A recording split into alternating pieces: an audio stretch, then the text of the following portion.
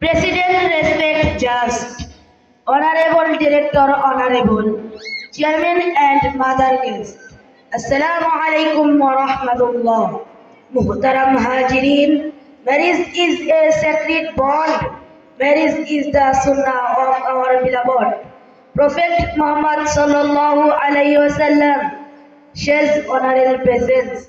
Dowry is a serious social disease. Giving dowry is not permissible in Islam, just like eating pork is haram. Taking dowry in marriage is also haram. Nowadays, many fathers are unable to marry their adult daughters because of the huge dowry demands.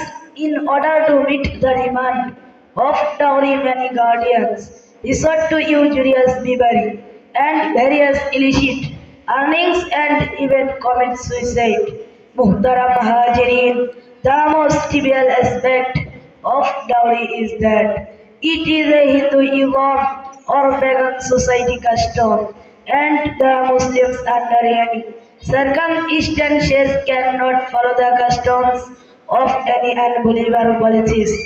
May Allah purify our society from this cursed disease. Ameen. Assalamu alaikum wa rahmatullah.